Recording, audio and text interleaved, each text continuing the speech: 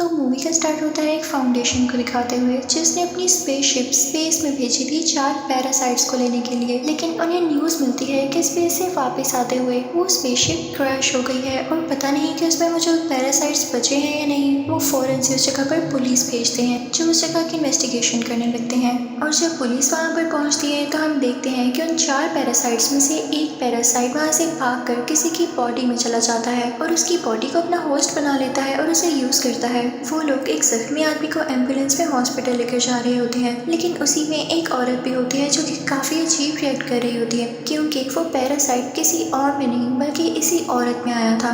वो औरत एम्बुलेंस तोड़ते हुए उस मुल्क की तरफ निकलने लगती है जहाँ पर वो फाउंडेशन थी जिसने अपना स्पेसशिप स्पेस में भेजा था। फिर यहाँ पर ये सीन यहीं कट हो जाता है और हम एक लड़के को देखते हैं। उसका नाम एडी होता है। वो काफी अच्छा न्यूज रिपोर्टर होता है। उसकी कंपनी उससे काफी खुश थी और उसकी एक फियांसी भी थी जो कि उसी फाउंडेशन में काम किया करती थी जिसने अपना स्पेसशिप भेजा था। हम देखते हैं कि सुबह होती है और एडी अपने ऑफिस जाता है। उसका बॉस उससे कहता है कि तुम काफी अच्छा काम करते हो और आज जो टास्क मैं तुम्हें देने जा रहा हूँ तुमने उसको भी अच्छे से करना है। दरअसल आज तुमने इंटरव्यू लेना है उसी फाउंडेशन के सीईओ से यानी उसके ऑनर से। तुमने उसे पूछना है कि उसने अपना स्पेसशिप स्पेस में क्यों भेजा और ये सारे पैरासाइट्स का क्या चक्कर है।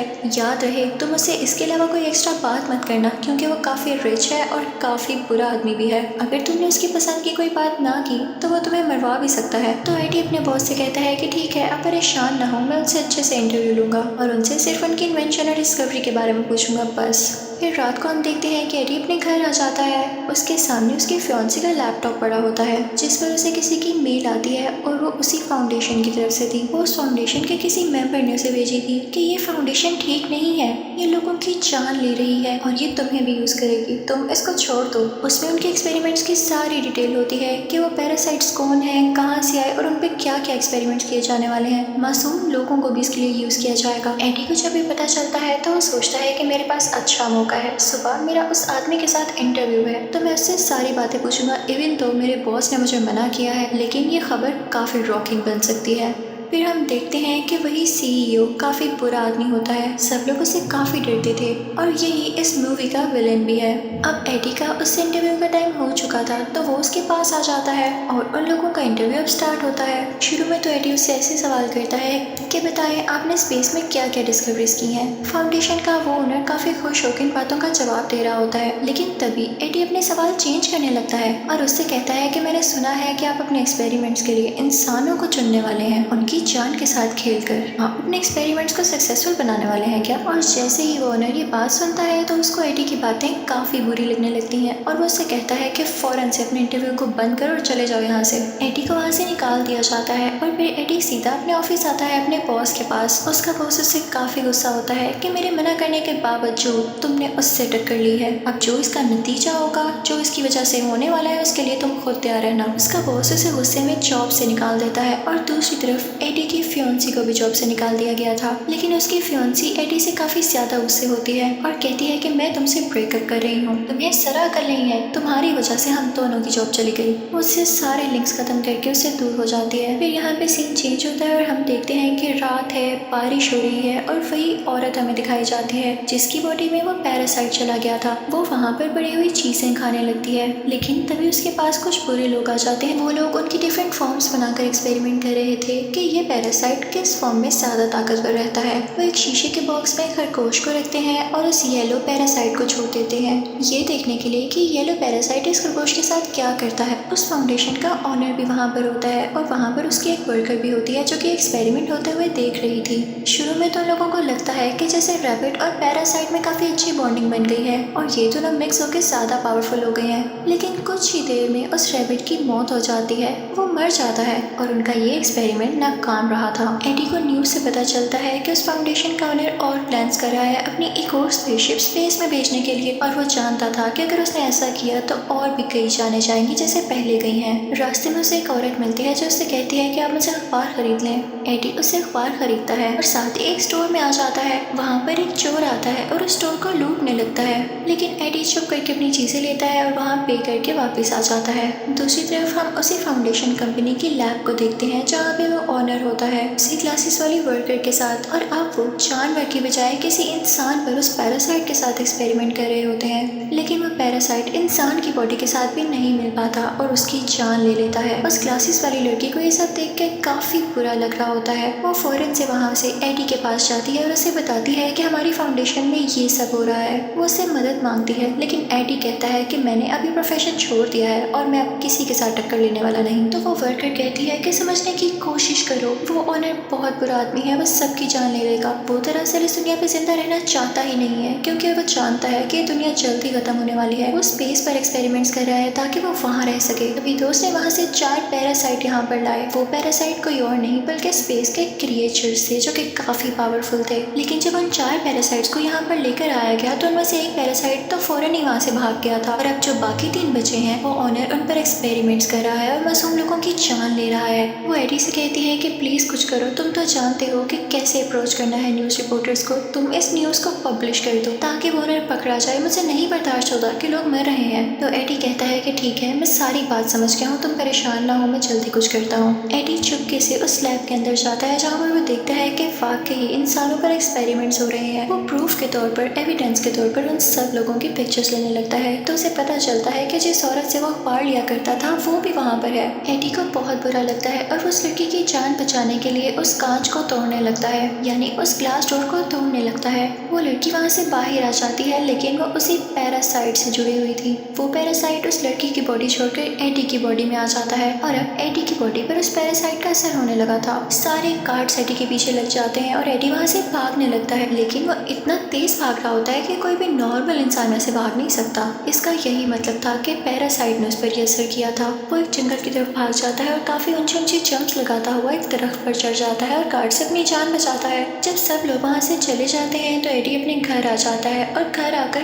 पानी पीने लगता है काफी ज्यादा। उसके घर में जो भी सामान पड़ा हुआ था वो उसे खाने लगता है। उसकी भूख जैसे मिट ही नहीं रही थी, लेकिन उसे वॉमिटिंग होने लगती है। फिर उसका दिल काफी खराब हो रहा था और उसकी बॉडी में चेंजेस आ रहे थे। यहाँ तो उसकी शक्ल भी बदलने लगी थी, जिसे देख के वो काफी परेशान हो रहा था। उसे कुछ नहीं समझ आता तो वो परेशानी में अपनी फियांसी को कॉल करता है। तो उसकी फियांसी कहती है कि मैं तुमसे हर लिंक खत्म कर चुकी हूँ और मैं अब किसी और के साथ हूँ। लेकिन एडी फिर भी जिद करता है उससे मिलने की और फिर उससे रेस्टोरेंट में मिलने जाता है। वो रेस्टोरेंट में मुझे सारी चीजें खाने लगता है, लेकिन कहता है कि मुझे इसको खा के एनर्जी नहीं मिल रही, ये मरा हुआ मीट है, मुझे जिंदा चीज तो खाने के लिए। साथ ही उसे एक एक्वेरियम नजर आता है जिसमें बैठ के वो वहाँ पर पड़े हुए क्रैब्स खाने लगता है। इनफैक्ट एडी की बॉडी में अब वेनम आ चुका था, यानी उन 4 पैरासाइट्स में से सबसे ज्यादा स्ट्रॉन्ग पैरासाइट। तभी दोस्त ने इंसान की बॉडी को अपना होस्ट बना लिया था, लेकिन एडी के फियांसी को और उसके दोस्त को ये बात समझ ही नहीं आ पाती। तो वो उसका स्कैन करने उसको हॉस्पिटल ले जाते हैं और उसके बाद एडी को उसके घर भेज दिया जाता है कि जैसे ही रिपोर्ट आएगी हम आपको बता देंगे।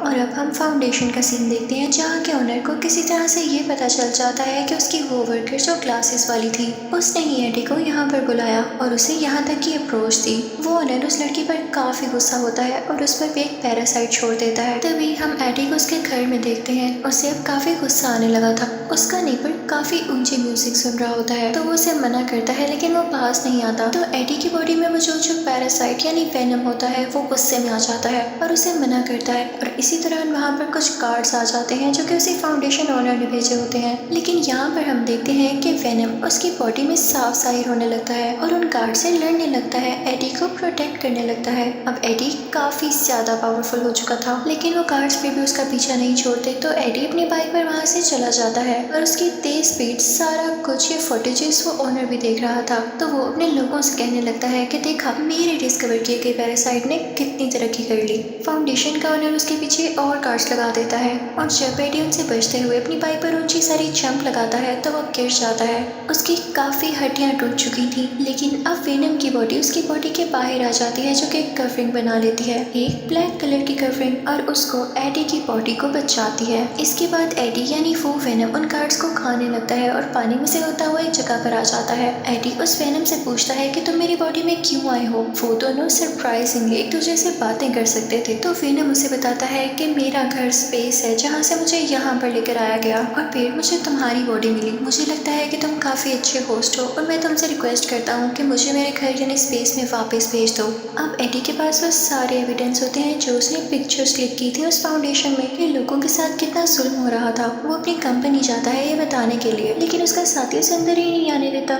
तो वेनम उस एडी से कहता है कि मैं हूँ ना, मैं तुम्हें ऊपर पहुँचा देता हूँ। और फिर वो लोग ऊपर जाते हैं और खिड़की तोड़ते हुए अपने बॉस के ऑफिस में आ जाता है। वो साथ एक नोट रखता है और वो एविडेंस रखता है, लेकिन तभी वहाँ पर उसी ऑनर के गार्ड्स आ जाते हैं जो उस पर अटैक करने लगते हैं, उसे शूट करने लगते हैं। लेकिन वेनम एडी की बॉडी से बाहर आकर उसे दोबारा से प्रोटेक्ट करता है। वो वेनम उन सब गार्ड्स को हरा के उनमें से एक को खाने ही वाला होता है कि तभी उसकी फियोंसी लड़की वहाँ पर आ जाती है जो कि उससे ब्रेकअप करके गई थी। एडी इंसानी शक्ल में वापस आ जाता है और उससे कहता है कि तुम क्या कर रही हो यहाँ पर। तो वो लड़की उससे कहती है कि तुम जानती हो ना कि तुम्हारा इलाज चल रहा है, तो तुम यहाँ क्या कर रहे हो, तुम फौरन से मेरे साथ आओ इससे पहले कि कोई मसला हो जाए। अब वो दोनों हॉस्पिटल आते हैं और उसकी पुरानी फियोंसी का दोस्त उसका दोबारा से स्कैन करता है और फाइनली वो यहाँ पर सक्सेसफुल हो जाते हैं एडी की बॉडी से उस वेनम को निकालने में। एडी काफी ज्यादा लाइट फील कर रहा होता है और खुश होता है और उस वेनम से कहता है कि मैं भी नहीं चाहता था कि तुम मेरी बॉडी में आओ, लेकिन साथ ही उस फाउंडेशन के ओनर के लोग उसे दोबारा किडनैप करके ले जाते हैं और अब उसे उस ओनर के सामने लेके आया जाता है।